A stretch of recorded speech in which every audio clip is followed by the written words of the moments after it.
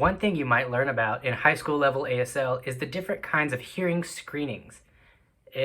Some of them sound really similar. It gets a little bit confusing. I'll try to break it down as straight to the point as I can. I gotta be honest, maybe you start listening to this information and you think, oh, this is for people smarter than me. I disagree. You're smart. Let's get smarter. Don't give up. You can pass ASL. All you gotta do is learn the stuff in this video. Okay, see you soon. I want to tell you about a few different types of hearing screenings. As it is right now, many states require babies that are born in hospitals to receive a hearing screening before they leave the premises.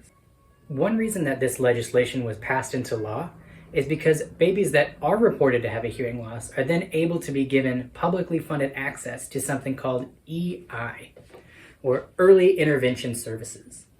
Early intervention services can look like a number of things, as little as a pamphlet or as much as a specialist that makes home visits. If we know that 90% of deaf babies are born to 2 hearing parents, highly likely that neither of those parents know about deaf education options, about signed languages, about pros and cons of speech therapy or different kinds of technology, hearing assisted or otherwise, that can benefit their child. If they don't have the information, they can't make an educated choice. So many states have agreed to legislation that provides these EI specialists to contract with hospitals and provide these services as soon as a hearing loss is detected, as little as a few hours or as much as a few days old.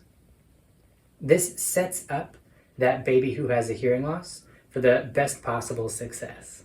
One hearing screening that a newborn baby might receive is called an AABR, an automated auditory brainstem response. An AABR is a way to test a baby's brainstem response to sound by way of a machine. The baby doesn't need to respond. The baby doesn't need to react in order for the nurses to read the results. Everything is done through electrodes that are shot through these little stickers that are placed around the infant, and the machine does all the work.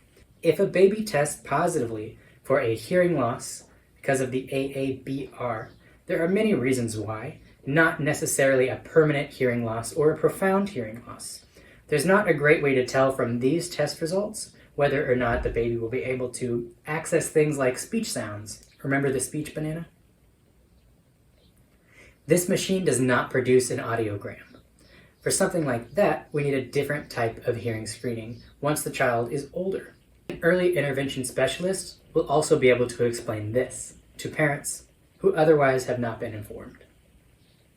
Toddlers receive a different kind of hearing screening called condition play audiometry.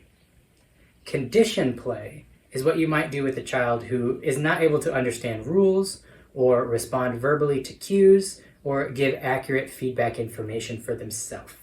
Instead, we take 2 audiologists, one to distract the baby and one to run the machines, and the child is rewarded in some way for looking or responding to auditory information. So they might play a toy or shine a light or something that makes the baby giggle or laugh. When the baby turns their head to react to sound, that's when they see the pleasant image or they get the reward in some way. That's why it's conditioned play audiometry. When a child is old enough to participate in their hearing screening on their own, they get a hearing screening called play audiometry. That involves the audiologist giving instructions to a game, maybe in a whisper, or maybe while covering their mouth to make sure the child's not depending on visual cues, but is actually able to access the sounds with their ears themselves. I play small tones and say, set the block on top of the other block when you hear 2 beeps instead of 1. That way they're testing, is the child actually responding to the amount of beeps at the volume that they're trying to test. Teenagers and adults get a hearing screening that I would just call a standard hearing screening. A lot of the times you go into a soundproof booth and you are given headphones that either go over your ear or inside your ear, as well as a button or a buzzer. And when the tone plays, you click the button to indicate that you heard it. If you're not able to hear it, obviously you don't click the button. You don't know to signal that there was a sound or not. You might also be asked to repeat certain words that are 2-toned words like ice cream or baseball, things like this, to make sure you are picking up between small, nuanced sounds. Other type of tests you might receive relating to your ears are tympanograms. A tympanogram is like a small puff of pressurized air that goes into your auditory canal. It produces a graph that looks like a little mountain peak if you are healthy. That just tests to see if there is buildup or pressure or fluid behind your eardrum, your tympanic membrane, or filling up your tympanic cavity. These can be given to people at any age. They should not be painful. And lastly, we have an otoscopy or an otoscopy. This is when an otoscope is shown into the outer ear. The outer ear consists of the auricle or the pinna, the auditory canal or the ear canal, and the tympanic membrane or the eardrum. Beyond your tympanic membrane, canal has no obstruction, and if the membrane is healthy and clear, a pearly white color, not red or pink or inflamed, you can actually see the ossicles, or the small bones in the middle ear, through that membrane. An audiologist will shine that light and look through it. If there's a camera attached, that would be an endoscope. If there's not a camera attached, it's an otoscope.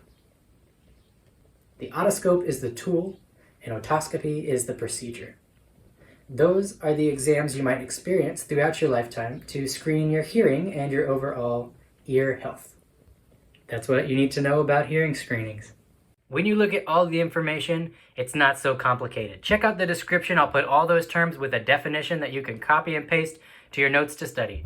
If it wasn't clear, tell me in the comments and I'll clarify as much as I can. I'm personally not an audiologist. I'm not a doctor medically of any kind.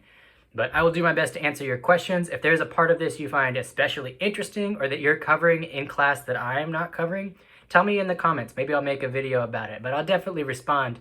I'll read anything you say because I'm here to help you. You can do this. All right. See you in the yes and.